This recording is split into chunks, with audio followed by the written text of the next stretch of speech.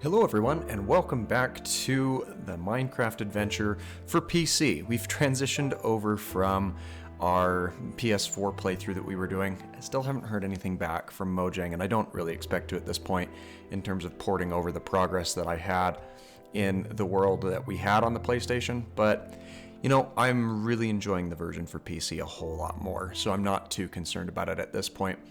So today, what I wanted to take a moment and do is explain two things. First of all, I made my own server, and that was something that was a lot easier than I expected it to be able to do. If any of you have interest on how to make your own server and kind of host that, do let me know, because I can make you a very simple walkthrough of how to do so, and you can get up to 2 servers for free with the platform that I'm using.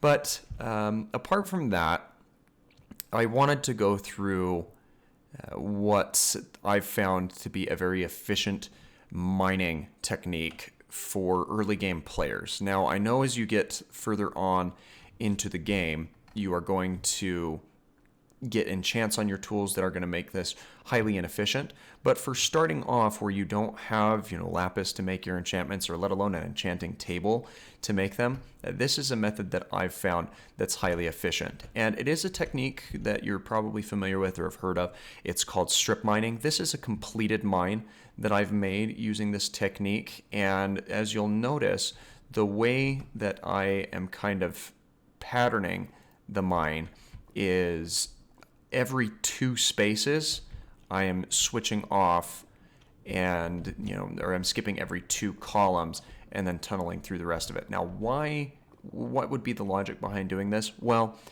if you mine or strip mine using this technique, you can conserve your resources a little bit as you go through it. Because as I'm digging through this tunnel, I can see what's on both sides of the hallway, as well as whatever's immediately above me, as well as when I then skip over 2 rows, I can then see the opposite side of this brick. So apart from the ceiling tiles that are here, which you would miss anyway if you don't dig out this column, there's really nothing that I'm missing in terms of any diamonds, ores, or other things that would be down on this level. It's super efficient, I've found, and I really, really enjoy digging out a mine this method. Now, this mine was very, very large. I dug 100 feet or 100 blocks on each of the edges, so that was a 10,000 block mine that I had to work on and dig through. And we got a fair amount of resources out of it. I mean, I got probably just under 3 stacks of redstone blocks, a couple of stacks of the lapis, so we should be fine once we finally get our enchantment table set up. And really the only other thing that's worth noting is I got almost a full stack of diamonds. Now, it wasn't quite a full stack, but it was, I mean, a stack of diamonds is certainly nothing to sneeze at, especially for early game players. And we'll be using some more of those and setting up another mine, probably on a little bit of a smaller scale, at the new base that we have set up, which we'll be headed over to here in a moment. But first, I want to go over to this little village that's over on, or just a hop skipping away from this little starter area, because they still have some villagers here, and I have some trades that I can set up. Because I brought along, or I believe I have in my inventory, a fletching table. Yes, I do. So I can train up one of their guys as a fletcher, and we can get some pretty nice trade deals here. All right, so first off with these fletchers, you're going to notice that they have some trades for sticks, which is pretty nice. It gives you a decent amount of emeralds, though their trading, it does tend to taper off as we continue. Now, their higher trade values are going to give you better trades overall, but that's something that you'll have to work on and progress through. Now, we've done about what we can with this guy with the inventory that I have available, so I'm going to go find a bed somewhere in this town so we can sleep. And it looks like they're having a bit of a party here in this well, so there should be some beds left available for me to use. This one doesn't have one. I think that's one that we stole. But this one does. So let's go ahead and, come on. Take a quick little nap. And then from here, we can come back out. And this little Fletcher, he's just going to wander around for a little bit. But let's see here. This guy, does he have anything? We can trade him some wheat, but I want to hold on to that wheat because I've got some cows back home. So let's go ahead and dig out some trees so we can make some more deals with this guy.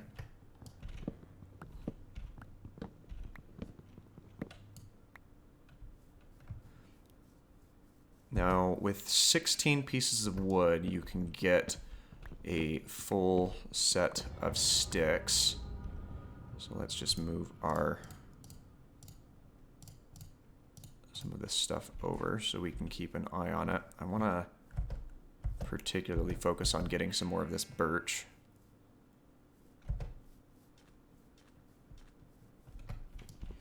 And this town's got some iron golems watching over it, so I'm not too concerned about it.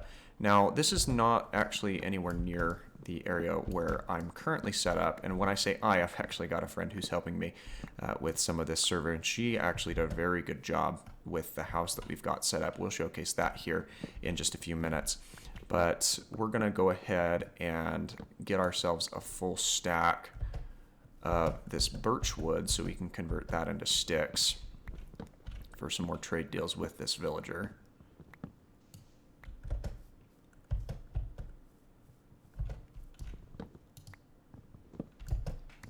Now with some of these taller birch trees, you actually want to chop a little bit above the stem or above the base of the tree, because then you can stand on the stump to gain a little easier access to the top portion without needing to build yourself up on a pillar of anything.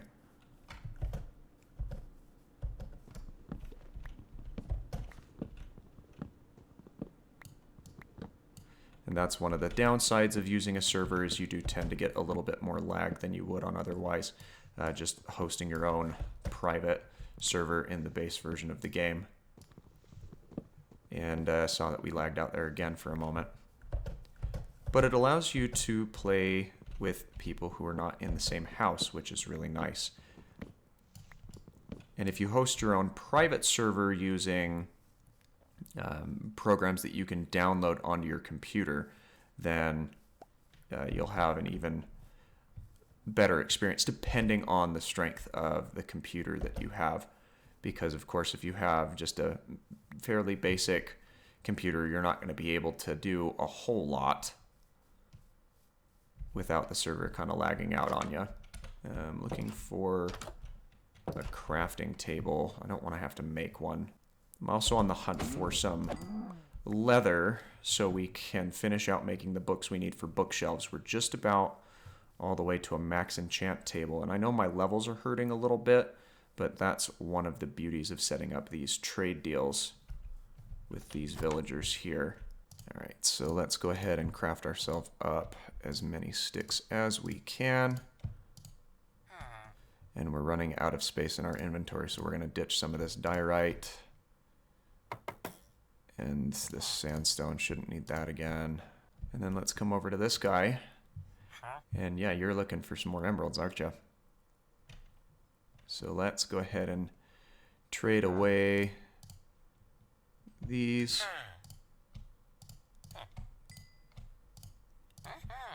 And you get a decent amount of experience trading with this guy as well. Now, eventually he is going to lock out of his trade deals, but you've really got to trade him a bunch of sticks before he gets to that point. And see, right there, he took the last couple of bits there. And from here, for 1 emerald, he'll convert 10 gravel into 10 flint, which actually isn't bad. I don't have enough flint to do anything with that, really. So let's go ahead and... He's just about there. Oh, he's offering some discounts now on this stuff. So let's go ahead and get a few more bows. and that should get him up to the next level here. Don't pick up my emeralds, please.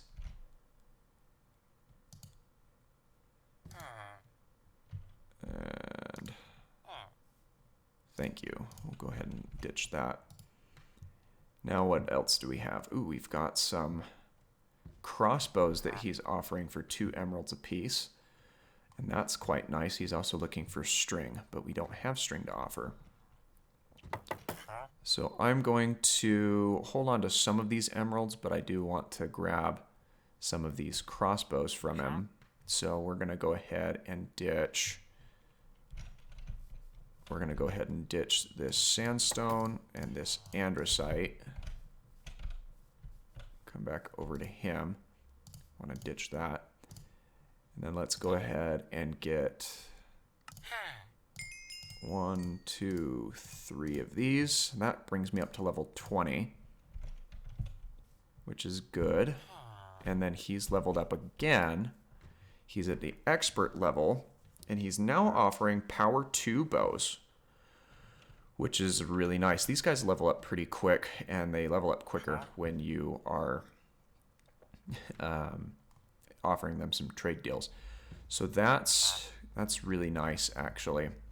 But I need more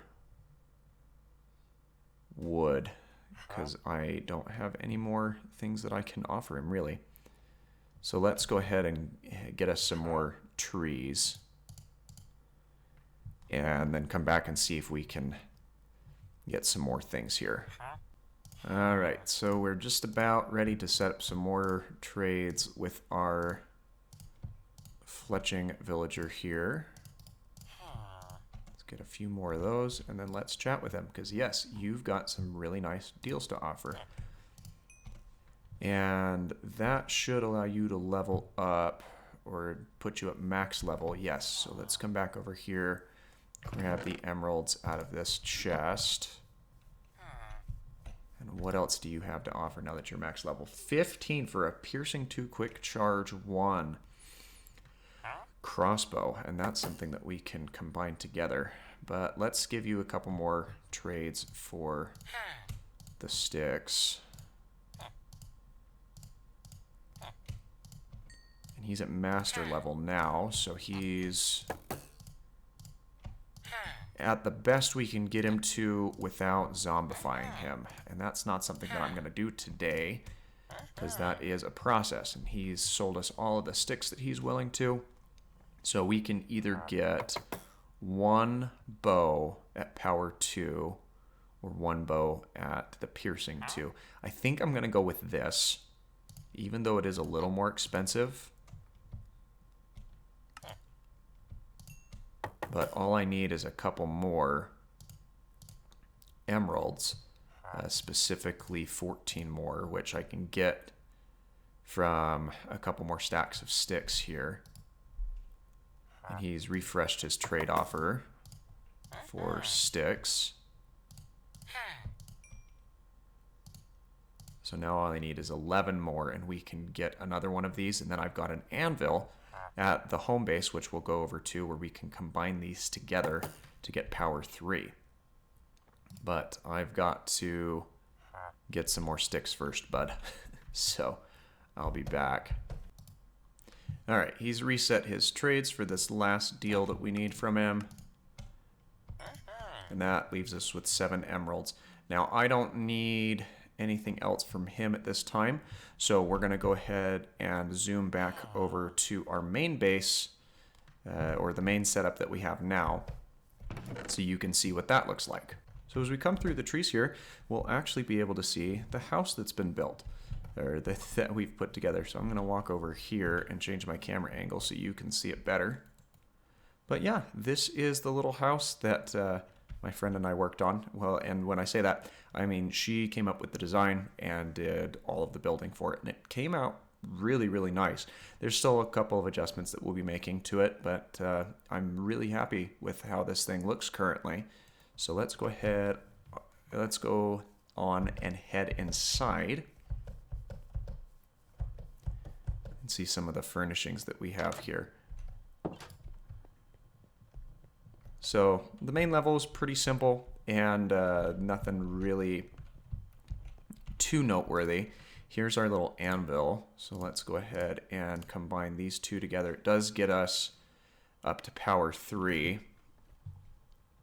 So let's go ahead and name this.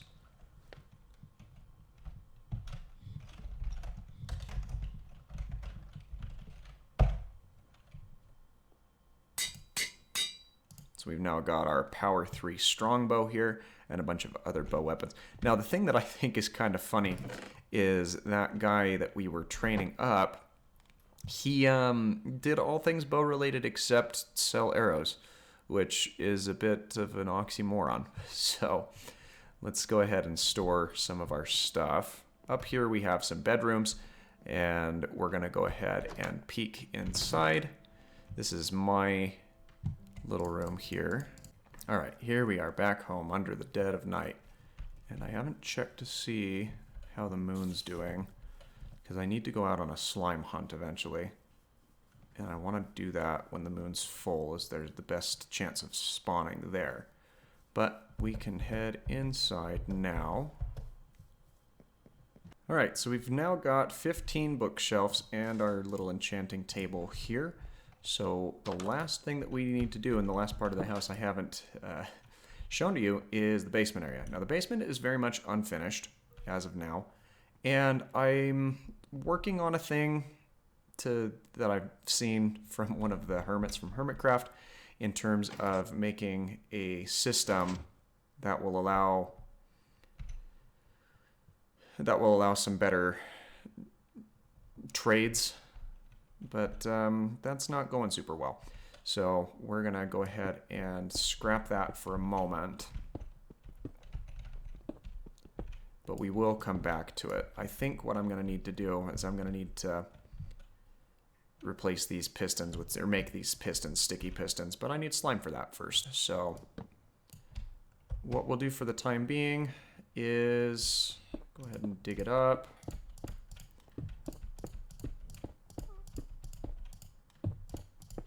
But we'll be back for it in little to no time.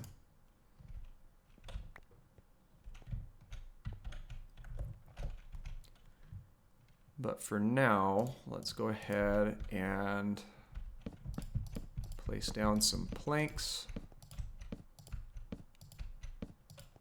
Not because I need to, but it's because it's what I have.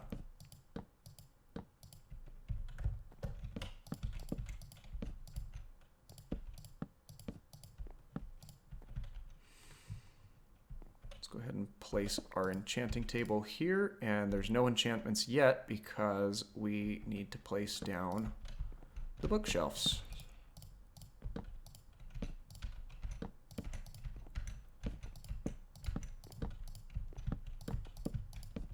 And with 15 bookshelves, we can now access the 3rd level enchantments when we have lapis.